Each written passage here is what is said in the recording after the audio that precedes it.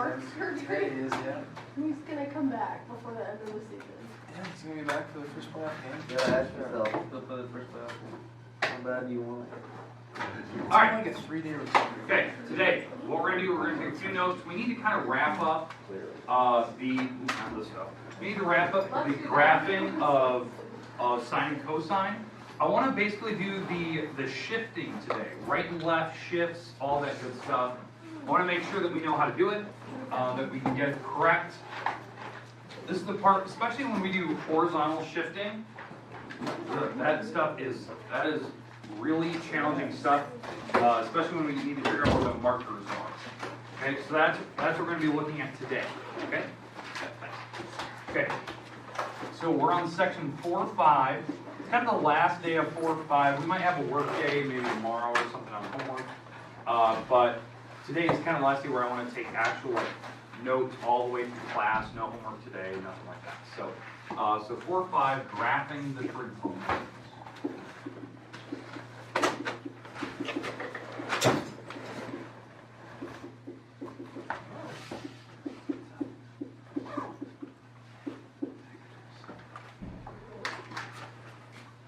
Okay, so we have, remember, two trig functions, sine and cosine. These will be our main ones today.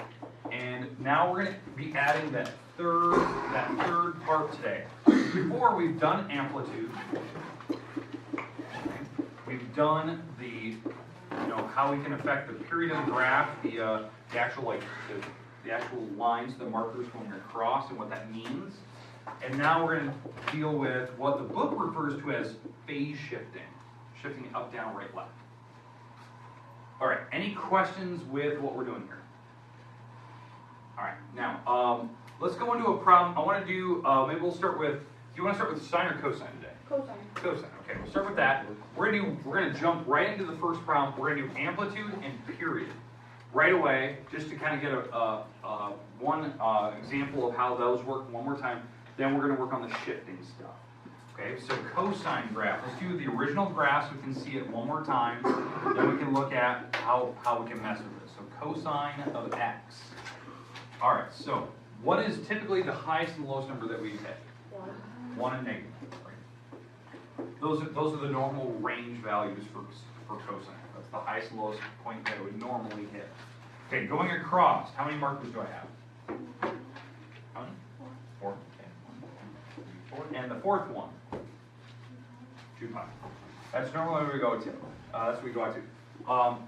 The notes we take Friday, we're going to change that number.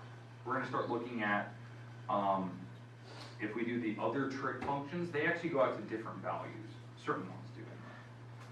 So we have 2 pi. Then what we do, the trick is you cut in half again, multiply that by 3. And what we talked about yesterday is that's actually how you get every marker. You actually just find the first one and you take it times 2, take it times 3, take it times 4, take it times 5, and you can keep going further and further and further. Okay, now the values for cosine. Cosine typically starts at 1, hits 0, hits the lowest point, comes back to 0, hits the highest point. So it looks like a U shape. It's very smooth, connected, all like this. Any questions with the original picture? Alright, let's mess with it. Let's plug some numbers in. Let's do an amplitude number. Let's go with a number like, a number like 5. I don't know if we did a number like that yesterday. So 5 cosine. And now in front of the x, yesterday I know we did whole numbers. Let's do a fraction today. So let's do something like, let's go half x. So kind of a weird number. And I'll when we do the later examples, I'll pick even kind of more kind of weird, challenging numbers. Okay, so what is the 5 affecting? Amplitude. Amplitude, yep, because the numbers that we talked about yesterday, the actual letters we use, a cosine bx plus c. This affects amplitude. This affects the period, like where the actual markers are. And then this c, which is the kind of the new part today, is the shifting, up, down. And we'll deal with how that works with right and left. Good though. Alright, so let's jump right in. Let's talk about this first one here. So amplitude, obviously, for mine, is now hit, instead of hitting 1 and -1, what number are we hitting? Yeah, 1, 2, 3, 4, 5. 1, 2, 3, 4, 5, 6. Alright, there we go. So we're going to hit 5 and -5. Alright, there we go. Now, the 4 markers going across. The 4 markers going across. Now, what we have here is, instead of hitting 2 pi, we're going to take whatever that number is that's in front of the x, and we're going to divide by it. So what was the number in front of my x? Half. We're going to divide by that, which I know is kind of weird. Divide by half. So, how do we deal with half? Make it decimal. Yeah. Well, you can make it decimal. You can do that. Or just do a reciprocal. You flip it over. Instead of dividing by a fraction, we actually take the top times the reciprocal of the bottom. That's how you divide by a fraction. So what is it actually, what's my 4th marker? If I were to actually simplify that. 4 pi. 4 pi. So then we cut that in half. Cut that in half again. Multiply that by 3. So there's my entire 4 markers going across, and now we can draw cosine. Cosine typically starts at the highest point, comes back to 0, goes to its lowest point, comes back to 0, goes to its highest point. And this is what it's going to look like. Now, here's the good news. Every time we do this, other than shifting, phase shifting, the pictures look identical. They look identical. The things that are changing are obviously the numbers for amplitude and then the 4 markers going across. Now, when you actually compare these like on the same picture, that's when you really see the big difference. That's a huge difference between that graph to this graph if you actually put them on the same one. Because, for instance, like on this one, we only hit 1 and -1. That picture is going 5, so it would be way up here to way down here. So like the picture is really wide. And in fact, if you actually look at those numbers there, what it means by having the half out front is I'm actually doing, in this normal picture, that graph is only doing half of what this one's doing. And you can actually see it right here. There's 2 pi. It actually did half the picture by the time it normally did 1. You see that now? It's doing half. So really, if I were to draw that picture here, be way up here, it would basically loop down, cross through pi, and then hit its lowest point right at 2 pi. And it would actually only be half this picture. And then it would continue up to 4 pi. Okay, question? When will we use this? This is wave theory. So this is if you're going into music, if you're going into studio recordings, if you're going into some type of really any type of like aquatics, what was it? The Navy would have to deal with this, especially with waves. I know it's weird, it's kind of out there, but that's what PreCalculus. We're kind of pushing the boundary on that. But that's kind of the idea. That's kind of what we've been talking about the last couple of days, especially music. Music's a big one, especially with like sound waves and stuff, beat recordings. All right. Do the numbers make sense right now? Like how we're doing with certain things. Okay, now let's throw in a new part today. Let's look at what would happen if we were to add a number in the back. So that we're going to do the shifting now, up and down, right and left. We're going to do simple today. We're not going to go really complicated because the shifting is hard enough, but when we start throwing in other numbers, then it makes it even more difficult, more complicated. All right, so here we go. So I'm gonna put the actual like shifting right up here, just so you can see it. I'm gonna leave that problem there just for a little bit. So we're gonna do a cosine graph, but let's add something behind it. So f of x, cosine, and let's add or subtract a number. What do you want to add or subtract? 4? You want to add or subtract it? Subtract 4. Okay, we're going to subtract 4. Okay, what that's going to do to my normal picture, and that 4 is outside the parentheses of where my variable is. So it's definitely this number like here. Okay, what that's going to do is going to take my graph and it's going to shift the origin. Like typically my cosine and my sine graph are always balanced right over the x-axis. Well, what that's going to do, I call this the origin line. It's right, it's the middle. It's like sea level for my waves. If the waves were to level out, this is where the sea would be sitting. Okay? That line has now been shifted down 4 spots. So if I actually graph this, this is what we're looking at. So 1, 2, 3, 4. This is actually where the new origin line is. That's the origin line. That's the x-axis now for my cosine graph. I still, like, this is the normal x-axis up here, right? You still have your numbers, but this is now where we're centered over. So when I actually put my 4 hash marks, I'm actually just going to put them on my dashed line here, because that's actually what we're centered over. So on this picture, now that we've shifted it down 4, what's my amplitude number out front? 1, right? That's my, I'm going 1.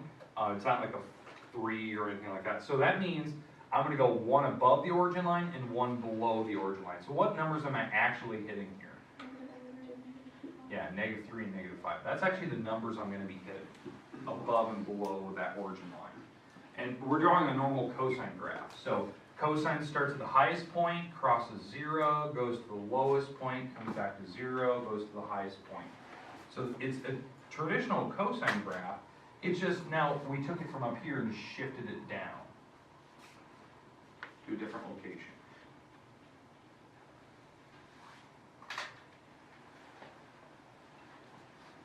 All right, questions, comments about the actual shifting up and down. Up and down is not hard. That's good.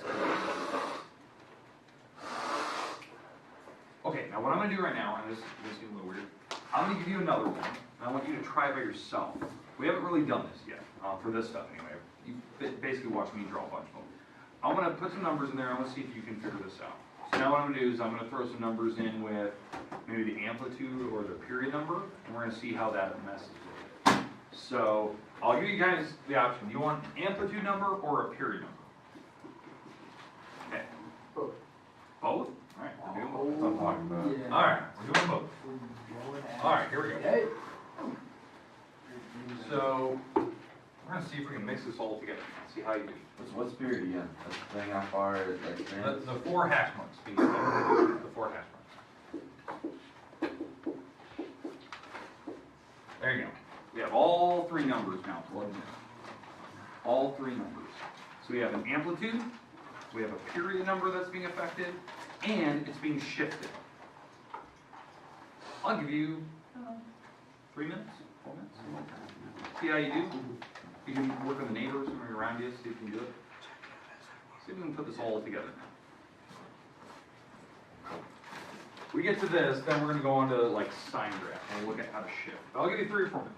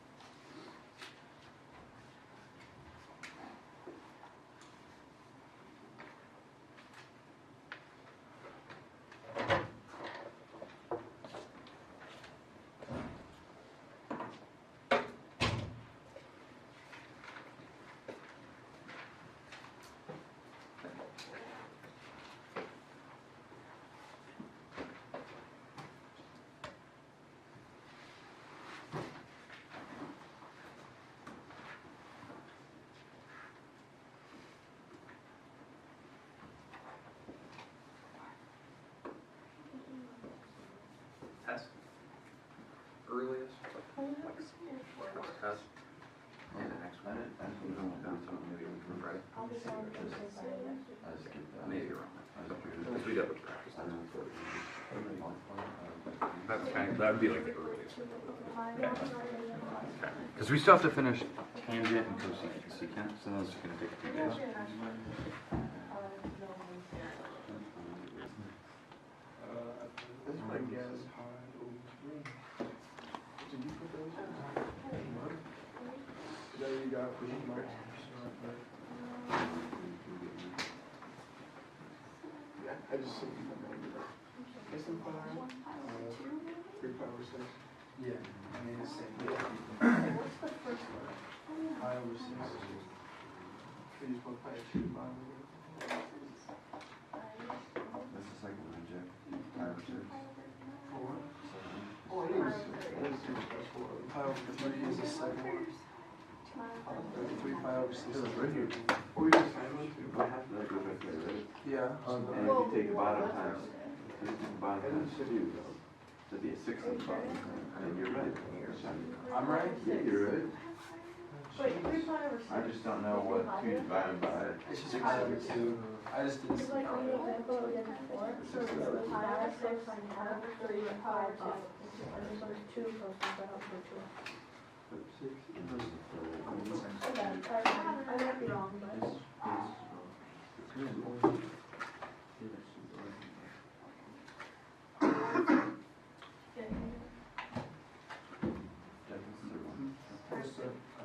Pi over 2.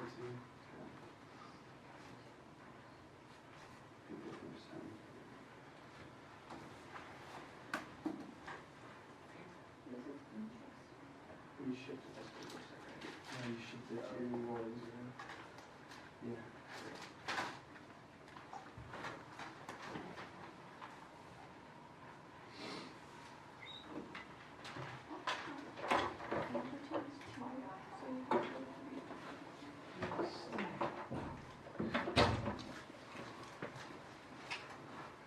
Just go through some. Okay, here's my question. Does anyone need a little more time? Okay. All right, let's talk about what the numbers are doing. And maybe you can look at your graph and see if you're correct, see if you're not. Okay, and we can help each other out. What is the 2 affecting? Amplitude, right? How tall the waves are. Wherever your origin line is, you should be 2 above it and 2 below it. That's what amplitude's affecting. So that's kind of how tall the waves are from the midline. Okay, I call that the origin line. What is the 3 affecting? Period. Yeah, it's period, right? So your markers going across, the 4 markers going across, that 3 affected it. It's now changing it. Normally, we hit, 2 pi, pi over 2, 3 pi over 2, like this one was. But what that one's doing is it's now affecting it where it's actually doing, in a normal picture, it's actually going to do 3 times as many. So the 4 hash marks will actually be changed. And now what is the 1 affecting? The shift. We've actually shifted it up 1 spot.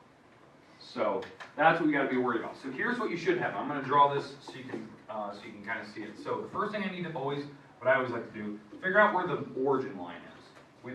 We shifted it up 1 spot. So this is kind of what we're looking at. That this is the origin line. This is what I'm centered over. I'm going to hit 2 above the line and 2 below the line. Because that's how tall my amplitude is. It's 2 from wherever my origin line is. That's how tall the waves are. But I've shifted my graph up 1. Now, the 4 marks going across, those have now changed. It's not hitting 2 pi, pi over 2, and 3 pi over 2 because of 3 here. Okay, but does everyone understand the setup? Like how I shifted it up 1 and where I know the waves are going to hit? Okay, now to figure out where the actual 4 marks are, normally we hit 2 pi, but what number am I going to divide by? 3. You always divide by the number that's in front of the x. That tells you where your 4th hash mark will be. So whatever, it's always 2 pi, and then you divide by that number. So this is actually 2 pi over 3. Okay, then what I do is I cut that in half. Basically, what you do is you put a 2 on the bottom. So if I put a 2 on the bottom here, that's 2 pi over 6, and that simplifies. Cut it in half again. Pi over 6 by putting 2 on the bottom. And then you multiply that by 3. So 3 goes to the top, 3 pi over 6, which is pi over 2. Okay, does everyone understand where the fractions are coming from? I'm sorry, I'm like doing it really fast. Not really. Okay, so let's talk about it. So, do you get where the first one came from? Or took the 2 pi divided by 3? That number? Okay, then to get to this one, I have to cut it in half, right? Get from here to here, because it's half the distance. So what I do is I do this. I put a 2 on the bottom. Right? That'll get me to this one. Well, what happens is the 2's cancel. That's why it's pi over 3 in the middle. Then, to get to the next one, I take this one, and I put a 2 on the bottom. Pi over 3, and if I put a 2 on the bottom, what does that mean? Pi over 6. And then to get from here to there, I always multiply that one by 3. So taking the first one times 3, 3 goes to the top, bless you, 3 pi over 6, and these actually simplify. 3 pi over 2. That's where I'm getting the 4 hash marks from.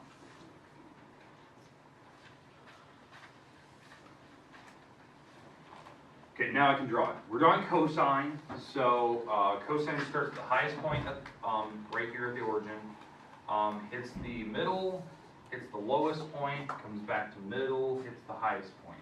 And again, how I know where those are, I have to hit 2 above, 2 below. So this is what cosine should look like at this point. A normal cosine graph, but I'm hitting 2 above the origin line, 2 below, and I just need to know where those markers are. Okay. Any questions with that one? Hopefully that's what your picture looks like. Hard part, I think the hard part about these pictures is probably the 4 hash marks going across. The one along the the x-axis, or the origin line, whatever you want to call it. Amplitude's easy, shifting up and down is easy, but it's always those 4 hash marks, and that's actually what makes the next part difficult when we do the right and left shifting. Now all the hash marks are moving.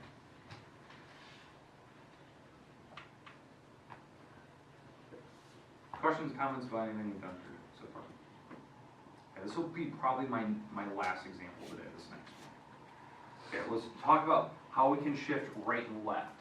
Because now we've done up and down, but what would it look like if we're going to shift it right to left?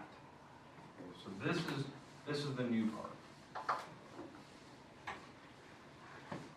This is the part that's always goofy, it always messes with people. I think I'm going to stick with cosine today, just so I don't switch to the other ones, you're not confused. So I'm going to stick with cosine, but I'm going to shift it right and left. Alright, so for my f of x, here's how you shift a picture right and left. You do something like this. And you put it on the inside. On the inside of the actual picture. If you put a plus in here, it actually does the opposite of what you think it would.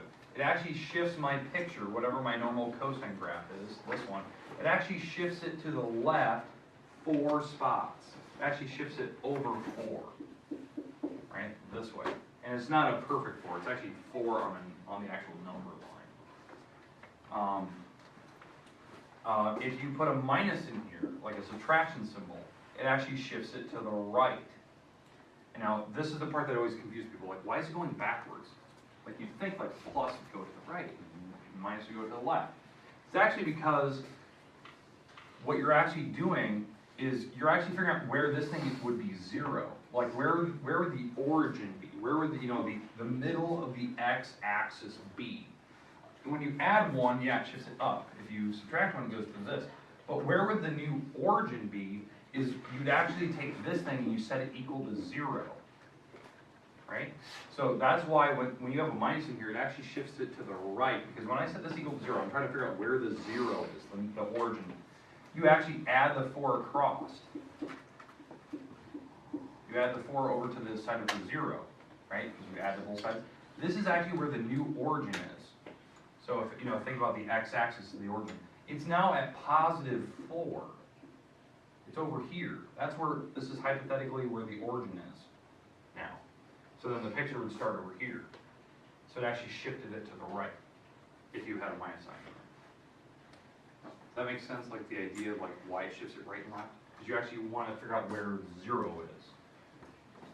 Okay, now the good news is I'm gonna try to keep this a little bit simple because I don't want to make it really difficult. So what we're gonna do is instead of adding a 4 or a negative 4, what I'm gonna do is I'm gonna add let's say I add a pi over 2. add a pi over 2. So I'm gonna add something that's, you know, you can actually add, because what we're always dealing with is pi's and pi's over 2s and 3 pi's over 2s. Okay, so this graph is a normal cosine graph. There's a 1 out front, so I'll hit 1 and negative 1. It's not shifting it up and down. And is there any number in front of my x? A 1. So I don't have to worry about the 4 hash marks. I just need to shift this thing right and left. In fact, yeah, we'll do it like this. We'll do the plus pi over 2. So which direction is this thing going to go? It's going to go to the left. This thing's going to be shifted to the left too. All right, so here we go. So normally, what this thing looks like, I have 4 hash marks going across. So I'm going to draw the original picture.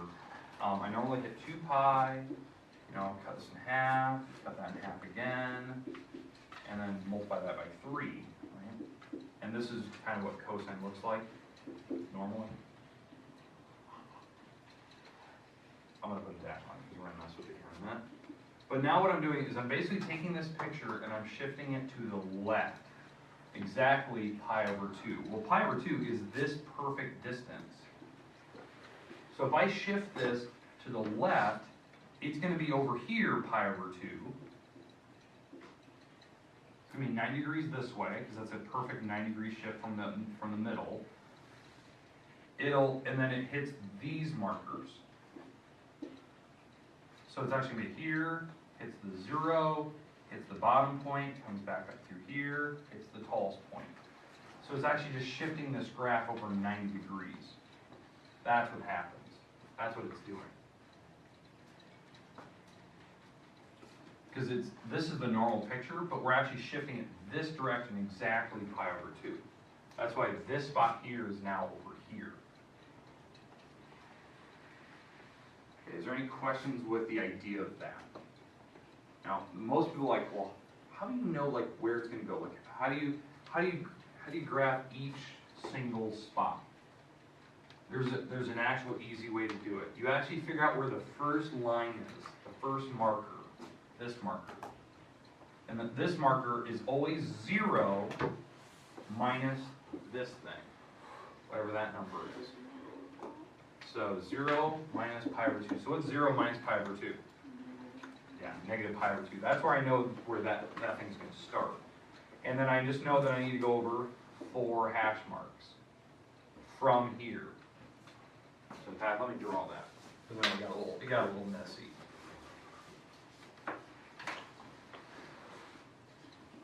So I knew that I'm going to have to be pi over 2 this way. And then all I need to make sure is that I have 4 hash marks going that way. From here, I need 4 actual hash marks. And to figure out where those hash marks are, I basically just figure out what my total distance is, you know, my period length, and I just make sure that I figure out where the first hash mark is, and I just shift it from there. Because normally, what do we normally hit? We normally hit 2 pi, right? That's what we normally would hit on the 4th hash mark, but we're not, because we're shifting it this way 90 degrees. That's pi over 2. So the trick is, to figure out where the 4th hash mark is going to be down the road, you actually just add these 2 things together. You actually just add the starting point plus pi over 2, because that's how far the 4th hash mark is going to be pi over 2 across. And when I add these 2 together, I have to get common denominators. So common denominator between these things is probably 2. I'll make that a 4, because I multiply the bottom by 2, the top times 2. And this, when I actually subtract across, you actually get 4 pi minus 1 pi, which is 3 pi over 2. And that's actually going to be the 4th marker down the road. That's this marker right here. Then I can just do my normal steps. Cut it in half. Because that's half the distance. Cut it in half again.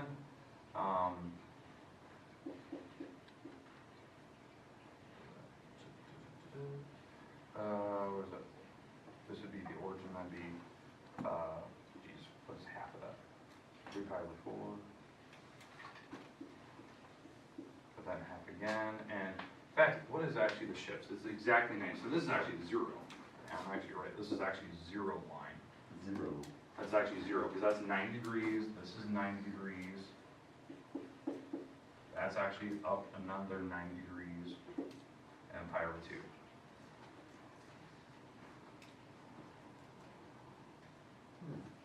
Okay, it's a weird concept, like how it works. The concept of like shifting it left and right, it's one of the hardest things to do in pre-calc. Shifting right and left, knowing where the starting point is, and then knowing what the actual hash marks are going across. Just making sure that I actually hit certain markers halfway point, all that good stuff.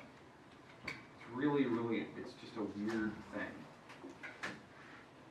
All right, questions with what we're gonna be basically focused on tomorrow. Okay, we're gonna work on this. This is kind of the goal tomorrow, right? Because I said this is the last problem. This is actually the picture right here. You're actually seeing it. And how I knew it was this, because this is what we normally get. So I knew when I shifted over pi over 2, it was gonna be a perfect picture. Okay, so I'm gonna show you definitively how to do it tomorrow. We'll do